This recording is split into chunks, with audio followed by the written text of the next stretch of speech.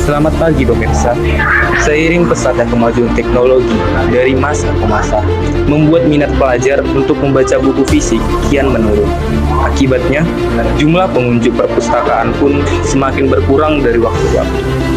Terkait menurunnya minat baca pelajar, mari kita dengarkan pendapat dari Pak Khairul Anwar, ST MPD, sebagai Kepala Dinas di Perpustakaan Kota Tebing Tinggi. Kapan berdirinya perpustakaan? Perpustakaan Kota Tebing Tinggi berdiri pada tahun 2002 pada masa wali kotanya Bapak Insinyur Haji Sasibuan SH. 2002 ya Pak. Berarti berdirinya Kota Tebing Tinggi ini udah 23 tahun. 23 tahun, tapi diawali dengan perpustakaan Gelora sebelum perpustakaan berdiri di Tanglapang, dekat Tanglapang, Jalan Stomo. Perpustakaan awalnya di sana di Jalan Iman Bonjol, namanya Perpustakaan Gelora. Itu sih kalau barang perpustakaan. Barulah di Tebing Tinggi. Baru di kota, jalan kota, dulu di luar kota, di jalan besar. Jadi Pak, sebenarnya apa fungsi utama perpustakaan ini Pak? Fungsi utama perpustakaan melengkapi kebutuhan pelajar dan mahasiswa, masyarakat dan masyarakat umumnya. Semua masyarakat yang membutuhkan referensi buku, pengetahuan ada di semua perpustakaan. Perpustakaan semua itu ada. Sesuai dengan klasifikasi buku apa yang dibutuhkan, tinggal tanya sama petugas. Mau buku apa? Oh ya, buku matematika. Ada buku kode matematika dengan nomor-nomor. Nomor ini juga kode. Nomor 658 dia manajemen, kimia, teknik bangunan gitu. Jadi memang udah dikelompokkan Ada, dia ya Pak ya. namanya klasifikasi buku.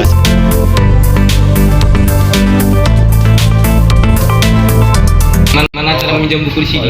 Karena minjem buku, kalau minjem bukunya dibaca di lokasi, dibaca di tempat, di lantai 2, tidak pakai kartu. Kalau minjem buku dibawa pulang harus pakai kartu pelajar, harus pakai kartu perpustakaan. Kami punya program ke sekolah-sekolah supaya sekolah itu muridnya punya kartu perpustakaan. Jadi bisa pinjam buku bisa dipinjam dibawa pulang, khusus sekali dikembalikan atau diperpanjang boleh. Kami punya program ini saat inilah. Ada 2 bulan ini kami turun ke lapangan ke sekolah-sekolah bagaimana supaya sekolah itu muridnya punya kartu anggota perpustakaan supaya mempermudah peminjaman buku. Itu SMA 2 minggu depan betul. Minggu depan. Tapi kan harus mengisi kolom-kolomnya, mengisi formulirnya, nama lengkap, nomor orang tua, alamat, tanggal lahir. Dan menandatangani proses peminjaman buku itu. Mengapa kita harus sering membaca? Membaca itu hal yang dibutuhkan. Kalau bisa membaca itu nomor 2 sarapan pagi. Setelah sarapan pagi baca buku. Di sekolah pun bisa. Sebelum jam belajar 10 menit gerakan membaca. Ya kan? Harus 10 menit gerakan membaca. Kenapa? Ketimbang waktu terbuang, bagus kita membaca.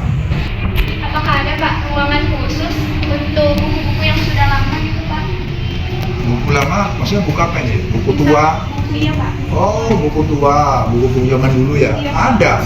Buku-buku zaman dulu itu ada. Seperti buku Hindia Belanda, buku peninggalan Belanda, ada itu buku peninggalan Belanda. Nah, itulah undang-undang Belanda. Nah, buku-buku Hindia Belanda itu namanya. Itu buku-buku lama, buku kuno, buku peninggalan Hindia Belanda yang berisikan peraturan-peraturan undang-undangan. Itulah dia buku kuno ada. Tentang tebing tinggi ada, tentang kerajaan ada, semua ada. Selanjutnya Pak, terakhir kali adanya perbaruan buku-buku di perpustakaan ini kapan ya Pak? Buku tetap diperbarui, setiap tahun ada anggaran untuk pengadaan buku. Oh, berarti setiap tahun. Setiap tahun buku itu setiap tahun ada pengadaan buku, ada buku sumbangan dari pemerintah pusat, dari provinsi, dari pusat, pemerintah pusat. Hari ini ada buku bantuan. Jadi bukunya berkembang terus, relevan terus. Buku itu harus relevan ya. 5 tahun nggak dibaca, ganti, masuk buku baru. Terus update terus buku itu. Makanya sekarang ini ada perpustakaan digital untuk menyimbangi ketertinggalan buku tekstual itu. Ada yang digital itu cepat ya. Dan sekarang buku tekstual itu dialih media kan ke buku digital. Gitu. Jadi orang-orang naik bus pun udah bisa baca buku pakai HP. Oke? Apalagi? Gimana Pak cara Bapak dengan teman-teman Bapak cara merawat buku sebanyak ini Pak? Buku ini pertama dibeli dengan anggaran pemerintah, diolah, sudah diolah, diatur ya klasifikasinya. Buku Pancasila itu di mana? Biologi buku apa? Ekonomi buku apa? Setelah diolah, diadminkan, diadministrasikan, dibarcode, disampul. Kalau rusak baru dirawat. Berarti Pak, di setiap buku ini disampul semua? Disampul semua. Ada sampulnya. Dan Bapak menyampulnya. Nah, gitu ya. Kira-kira Pak, biaya yang dikeluarkan untuk menyampul semua buku ini berapa Pak? Kalau per buku untuk nyampulnya mau mencapai 4.000 rupiah saja. Karena dia diperlukan barcode, plastik, lem, itu apa? Double tape, silver tape. Siapa yang berhak untuk menentukan aturan ini penggunaan perpustakaan, Pak? Yang menentukan aturan perpustakaan itu wali kota. Dengan peraturan wali kota buku ini berjalan. Dengan peraturan wali kota, peraturan pemerintah daerah, perpustakaan ini berjalan, ada aturannya, ada undang-undangnya. Ada peraturannya. Kalau kalian mau tahu gimana bentuk peraturannya, belum sampai situ ya. Ada memang kami perdanya, keputusan wali kotanya ada lengkap. Kalau nggak lengkap, nggak bisa berjalan perpustakaan ini.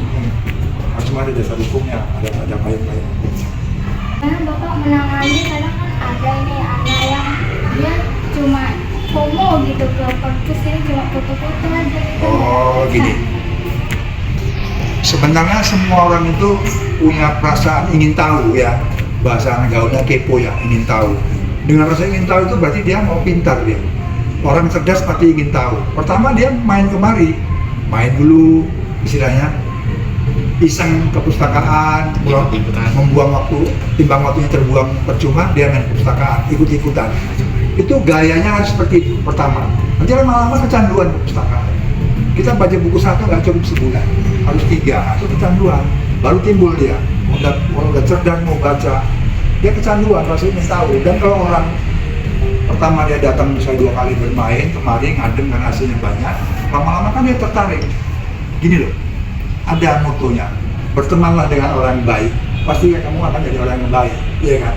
Nah, berkumpulan dengan orang-orang yang soleh, kamu akan tertular kesolehannya. Berkumpul dengan orang yang pintar, kamu akan pintar seiring waktu berjalan, karena kamu berteman dengan yang pintar. Oke, itu motonya. Lagi, Tiara. Ini kan kadang ada orang yang minjem tapi dia ngambil dari misalnya rak novel, tapi dia ngembaliinnya nggak dari rak novel gitu, kayak diselip-selipkan Oh, ke gini. yang lain.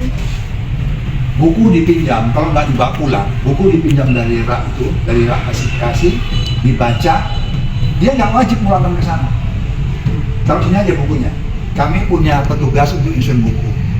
Esok hari kami punya petugas untuk nyusun buku kembali ke raknya masing-masing sesuai rak, sesuai dengan nomor klasifikasi rak tadi. Yang dibaca buku novel besok kan kembalikan ke novel. Ya, pengunjung pembaca buku nggak wajib pulangkan ke raknya. Kami yang punya tugas. Itu tugas kami. Kami namanya menyusun buku, dalam bahasa pustakanya selfing ya. Itu tugas kami. Kalian baca aja, soal ulangan itu kami. Itu aja pertanyaan dari Boleh.